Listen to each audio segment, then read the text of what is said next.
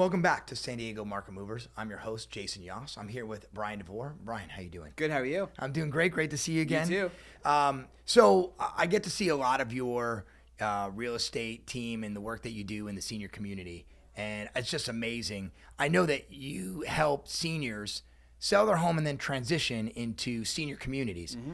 But my question for you is, how do they know when it's time to make that move? Yeah, it's a great question, and they have that question too. And it really is different for everyone, obviously. No two people have the same decision tree, so to speak. There was a study that was done that said 92% of seniors would prefer living the rest of their lives in their own home. Only 60% are able to. So there's going to be a very good chance that people are going to want to move into a senior living community. And there are some amazing communities out there. But how do they know really when is the right time to do it? So I kind of look at a few different factors. First, their current home. Is it appropriate for them? Is it a two-story home and maybe they don't want to have to transition to a one-story and then a senior community? Can they make it safe to live in? For example, can they do grab bars or ramps? Does that make sense? Sometimes it does. In other cases, it just doesn't work out. Also about the home, sometimes it's overwhelming for them. It just becomes, the maintenance becomes overwhelming. Got to replace the roof. Got to do all the landscaping. And that just becomes overwhelming. Nutrition, something to think about too. Many times seniors kind of get into a rut in a way, and they're just eating frozen dinners, and they're not really having nutritious meals.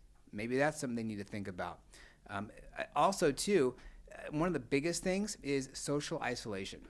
That's one of the biggest things.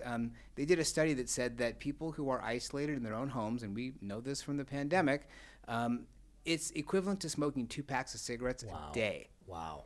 On your health. And so if you're isolated, maybe you should be in a senior community where there's lots of activities and other people you have things in common with. You know, I kind of joke with people, I'm ready now. They won't take me because I don't meet the age requirement, but I don't have to cook, I don't have to clean. Right. All my activities are planned for me. I'm ready now. So again, it's a personal decision, but I think people really need to go through that thought process. And of course, I'm happy to help them make that decision. Is there a stigma that you find that is part of the pushback in the beginning? And how do you help break that down? It's huge. A lot of times people think it's the convalescent home of old. Right. And I know my great-grandparents lived in one of those places. And so I'm not going to one of those places. I'm not going there.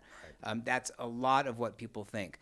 Once they step foot into some of these amazing communities, and I've been in hundreds of them, right. They're incredible. I mean, the food they have, the activities they have, it's like cruise ship living on land.